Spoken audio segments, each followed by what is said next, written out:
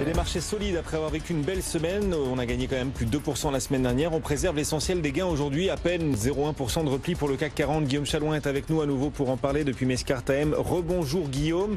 Des marchés donc relativement solides. C'est comme ça que vous les percevez en ce début de semaine ?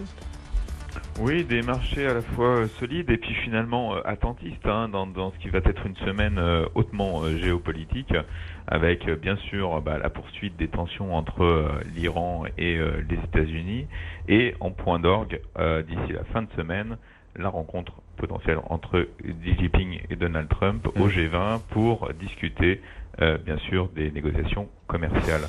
Alors, on retrouve en bas de palmarès les banques quand même marqueurs du risque, de l'attente, et puis aussi le secteur automobile avec Peugeot qui fait écho en fait à un profit warning dans le secteur en Europe. C'est le profit warning de Daimler qui perd 4,5%.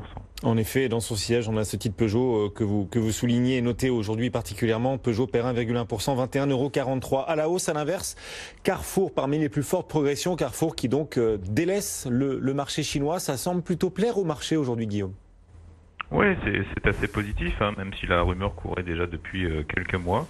Alors Carrefour cède le contrôle de ses activités en Chine. Donc le distributeur en vend 80% de suite à Suning.com, un spécialiste du e-retailing en Chine.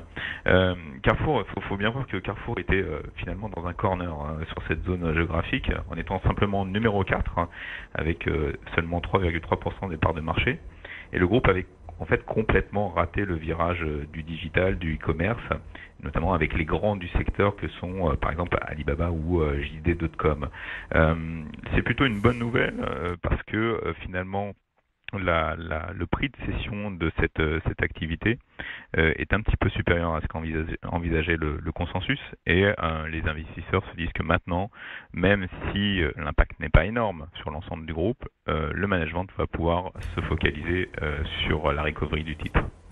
Et ce titre, donc, aujourd'hui est en progression d'un peu plus d'1%, 17,17 €. Carrefour, deuxième plus forte hausse du CAC, qui vient juste d'être dépassé par Dassault Systèmes en progression d'1,1% à 140,10 €. On suit aussi Alstom, son plan stratégique détaillé davantage encore ce matin. Le titre Alstom gagne 2,7%, l'un des grands gagnants aussi ce matin.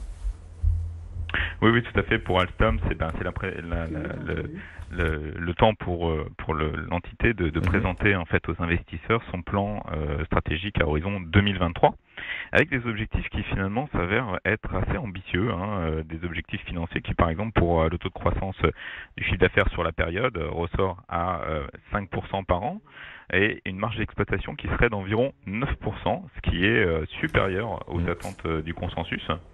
Et puis le groupe offre finalement de belles perspectives de croissance, notamment de croissance sur la thématique de la croissance verte, puisqu'il détaille, le management détaille plusieurs axes de développement prioritaires.